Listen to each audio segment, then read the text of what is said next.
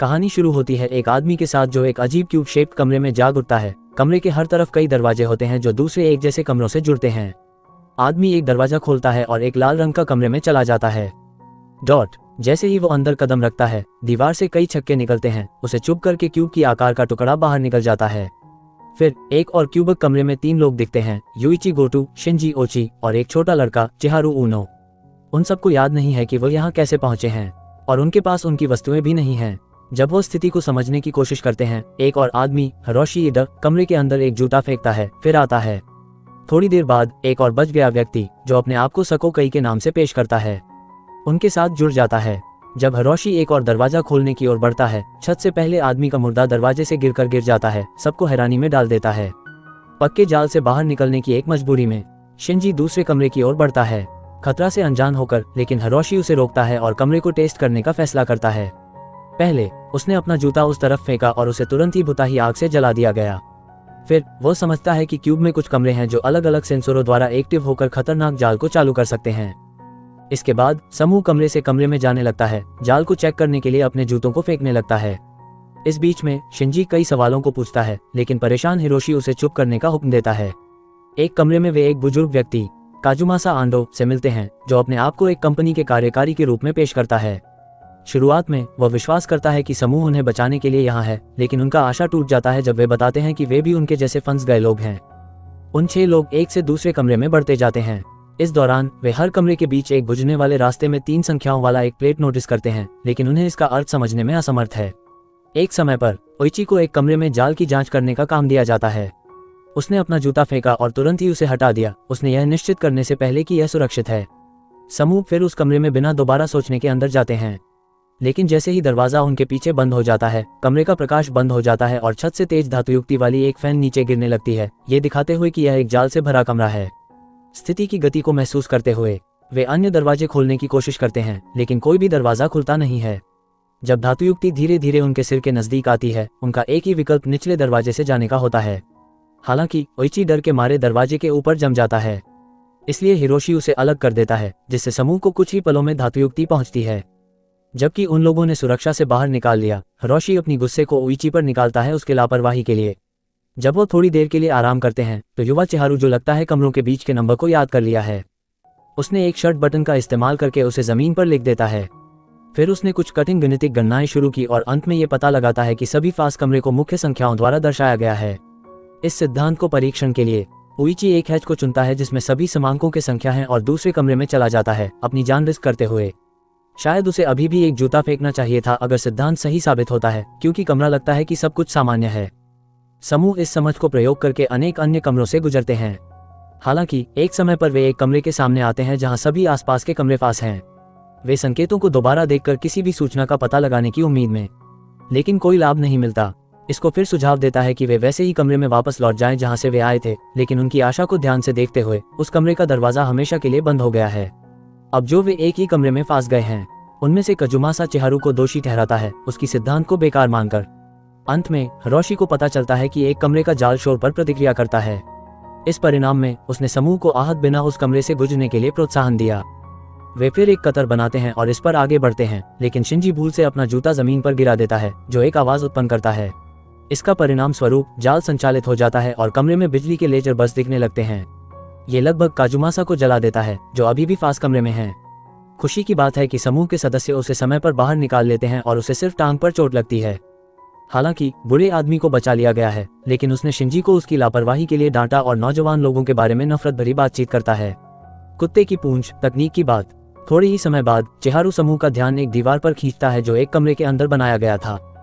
चित्रण दिखाता है कि ये सारे कमरे एक बड़े क्यूब के अंदर स्थित हैं और उन्हें एक निकट का कमरा ढूंढना होगा, लेकिन जब उन्हें अगला कदम विचार करने से पहले प्रश्न उठता है तब कमरे की दीवार एक हानिकारक गैस छोड़ने लगती है, जिससे उन्हें जल्द से जल्द भाग जाना पड़ता है। इससे समूह को उलझन होती है और वे सोचते हैं कि कमरा फास क्यों गया जबकि हैच में कोई मुख्य संख्या नहीं थी। हालांकि वे अंधा विश्वास हैं, लेकिन उनके पास एक और विकल्प नहीं है, बस उन्हें एक एग्जिट ढूंढते रहना है। समूह फिर अगले कमरे की ओर बढ़ता है, लेकिन एक चौंकाने वाला ज्ञान का सामना होता है। वे पहले आदमी के मरने वाले शरीर के साथ एक ही कमरे में पहुंच जाते हैं, जिससे यह सुझाता है कि वे एक गोलाकार मार्ग में घूम रहे हैं। परंतु शिंजी इस विचार से सहमत नहीं है और इसका अनुमान लगाता है कि क्यूब के अंदर के कमरे घूम रहे हैं। हिरोशी यह सुझाव देता है कि वे चलते रहें क्योंकि उसे ज्यादा समय नहीं बचा है। कमरों में घूमते हुए यूइची हिरोशी से पूछता है कि क्या कोई उसे मजे के बाहर इंतजार कर रहा है, जिस पर हिरोशी कहता है कि यह उसकी पत्नी है। उसका वादा है कि वह उसके पास लौटेगा, चाहे ये परिस्थिति कितनी भी कठिन हो। लेकिन अगर उन्हें एक मगर का कमरा मिल जाता तो फिर तो शायद उसकी हालत बहुत खराब हो जाती। किसी समय क्यूब में एक अचानक हिलचला हुआ अनुभव होता है, जिससे चिहारियों को एक फास कमरे में गिर जाने का खतरा हो जाता है। इससे देखकर यूइची बच्चे को फास से बचाने के लिए जल्दी से दौड़ता है, जो एक निशाना पर एम करने वाले लेजर बीम को शिकार करता है और उसके थरू छोड़ देता है। दोनों कई लेजर की गोलियों से बच जाते हैं, लेकिन वे अपना रास्ता निकाल नहीं पाते हैं। इस परिणाम में हिरोशी उनकी बचाव के लिए अंदर दौड़ता है और उन्हें सुरक्षित कमरे में वापस लाता है। लेकिन दुखी व्यक्ति अपने आप को बचा नहीं पाता है और लेजर बीम उसके शरीर में प्रवेश करता है, जिससे उसका दुखी निधन होता है और शायद थोड़ी खुशी भी, जबकि समूह अधिक। जब मैं सुरक्षित कमरे में लौट आया, लेकिन दुखी व्यक्ति अपने आप को बचा नहीं पाता है और लेजर बीम उसके शरीर में प्रवेश करता है। ओह, उसका दुखद निधन और शायद थोड़ी खुशी। बाद में जब समूह उसके नुकसान का शोक मना रहा है, ऊंची कुछ गणितिक घनत्व करता है। जल्दी ही उसका पता चलता है कि हेच पर के नंबर्स कार्टेशियन कोऑर्डिनेट्स को दर्शाते हैं, जो वे क्यूब के किनारे की ओर बढ़ने के लिए इस्तेमाल कर सकते हैं। उसके अनुसार अगर वे वाई एक्सिस में और 4 कमरों से गुजर जाएं, तो वे क्यूब के किनारे तक पहुंचेंगे, एक संभाव एग्जिट। इस ज्ञान के साथ समूह ऊंची के अनुसार चलने का प्रारंभ करता है। थोड़ी देर बाद वे आराम करने के लिए एक कमरे में रुकते हैं, जिसमें काजुमासा अपने विश्वास को बताता है कि शायद ये सब उसके किए पापों का परिणाम हो सकता है। उसने स्वीकार किया है कि उसने बहुत सालों तक बहुत सारे लोगों का धोखा दिया है और उससे उसके लिए दंड मिलना चाहिए। उनकी बातचीत एकदम से टूट जाती है जब लोहे के डंडे जमीन से ऊपर उठ जाते हैं, कमरे को 2 टुकड़ों में बांट देते हैं। ये डंडे भी काजुमासा और शिंजी को ऊंची, चिहारू और असाको से अलग कर देते हैं। समझते हुए कि वे अब और एक साथ नहीं रह सकते, काजुमासा और शिंजी फैसला लेते हैं कि वे खुद ही एग्जिट ढूंढेंगे और समूह के बाकी सदस्यों से विदा लेते हैं। गणित के बिनाहीन वो 2 मारे हुए प्राणियों से कम नहीं हैं। इस घटना के परिणामस्वरूप यूइची, इचिहारू और असाको अपनी यात्रा को किनारे की ओर जारी रखते हैं। रास्ते में उन्हें एक कमरा मिलता है जिसमें एक बड़ा स्क्रीन होता है जो यूइची के व्यक्तिगत दुख स्मृति को दिखाता है।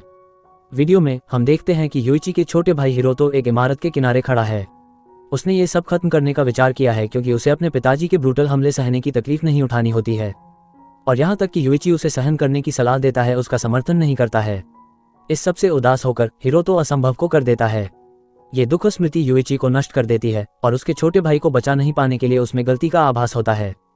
एक भावुक विकल्प के बाद उसने चिहारू और असाको को इस जाल से बचाने का कसम खाई है। दूसरी तरफ काजुमासा शिंजी को निंदा व्यक्त करते रहते हैं, युवा पीढ़ी के प्रति अपमान जताते हैं जो उसे गहरी चोट पहुंचाते हैं। इस परिणाम के रूप में जब काजुमासा एक हैच देखने में व्यस्त होता है, शिंजी उसके सिर को हैच दरवाजे से मारता है, उसे तुरंत ही मार देता है। खेद है, बूढ़ा आदमी। हैच किल चैलेंज अब ट्रेंडिंग है। फिर से त्रियो की ओर लौटते हैं। चिहारू यूइची को एक कमजोर कहता है क्योंकि उसने अपने भाई को बचाया नहीं। छोटा लड़का अपने अपने हिरोतो के अनुभवों को उसके साथ जोड़ता है, जो उसे भी उदास कर देता है। इस कारण से उसने एक हैच को जमीन में खोलकर एक फंस गया कमरे में गिरने का तय किया है। लेकिन इस बार यूइची उसे पीछे खींच लेता है और उसकी जान बचाता है, अपने भाई के साथ किए गए जैसा। इस दौरान हम लड़के के शरीर पर कई चोटियां देखते हैं जो बताती हैं कि उसे हिरोतो की तरह पीटना झेलना पड़ा। तभी असाको कहता है कि वे क्यूब के किनारे तक पहुंच गए हैं। एक हैच से बाहर देखते हुए उन्हें पता चलता है कि कमरे का गुच्छा एक खोखला शैल में बंधा हुआ है जिसमें एक खुलाई है जो शायद एग्जिट है, और इसके अलावा उन्हें एक लिफ्ट के रूप में काम करने वाला एक क्यूब रूम भी दिखाई देता है जिसमें वे बेस तक पहुंच सकते हैं। यूइची जल्दी से घूमते हुए रूम के नए कोऑर्डिनेट्स का अनुमान लगाता है। उसके बाद तीनों उसकी ओर बढ़ते हैं। रास्ते में उन्हें खून से ढका हुआ शिंजी मिलता है। पहले तो मिलकर खुश होते हैं, लेकिन जल्दी ही उस पर संदेह होता है जब उसने कहा कि काजुमासा एक जाल में मर गया है। हालांकि अभी तक उन्हें सामना नहीं करना चाहिए और वे एग्जिट रूम की यात्रा पर जारी रखते हैं। थोड़ी देर बाद शिंजी उन सबको एक जाल में दबाता है जहां उसने आखिरकार माना कि उसने काजुमासा का कत्ल किया है। नजदीकी खतरा का एहसास होते हुए उन तीनों का प्रयास होता है कि वे कमरे से बाहर निकल जाएं, लेकिन शिंजी यूइची को मारने की इरादे से उस पर हमला करता है। यूइची पूछता है कि इसका कारण क्या है, जिसका जवाब देने पर उसने अपनी गुज़िश्ता तकलीफों का जिक्र किया। यही बात है कि वह एक स्थानीय सुविधा दुकान में काम करता था, जहां उसे बार बार बुरी दुकान मालिक और ग्राहकों की डांट पड़ती थी। दूसरों के शब्दों में उसका काम खराब था और उससे नफरत थी जब लोग उसके लिए उसे उठाते थे। इसने लोगों के प्रति अपनी नफरत बढ़ा दी, जो बढ़ गई जब काजुमासा ने उससे निंदा की, अंत में उससे पागल बना देते हुई। अब उसे जीवन नहीं बचाना है और न दूसरों को जीने देना है। इस नतीजे में वह यूइची को मौत के घेरे में डालने की कोशिश करता है। इस गहरी पल में यूइची को अपने छोटे भाई की याद आती है और यह उसे लड़ने के लिए प्रेरित करता है। फिर उसने अपनी सारी शक्ति एकत्रित की और पागल शिंजी से लड़ता है, जिसे जल्द ही कमरे की जाल उसका अंत कर देती है। ट्रैप से पहले कि बाकी ग्रुप के सदस्यों तक पहुंच सके, ओइची असाको और चिहारो को कमरे से बाहर भेजने में कामयाब हो जाता है, जबकि उसने अपनी जान को बलिदान दिया। इसके बाद चिहारू और असाको एग्जिट रूम तक पहुंच जाते हैं, जो उन्हें बेस तक ले जाता है। चिहारू बाहर चलता है, जबकि असाको कहता है कि वो और भी बच्चों को ढूंढने के लिए पीछे रुकेगी। फिर छोटा लड़का एक लंबी राह में चल पड़ा जिसमें रोशनी चमक रही है। उसका भविष्य अनजान है। उम्मीद है कि कमरे में बर्गर्स और एक शौचालय हो। तब तक ओइची एक और कमरे में गिर जाता है। उसको कई चोट लगती है, लेकिन वह अभी भी जिंदा है। दर्दनाक दर्द के बावजूद वो इस माजे से बाहर निकलने की आशा नहीं खोता है। एक और हैरत आने वाली घटना में असाको एक उच्च स्तर की साइबोर्ग के रूप में प्रकट होती है, जो क्यूबी के बच्चों को परीक्षण करते हुए मानता है।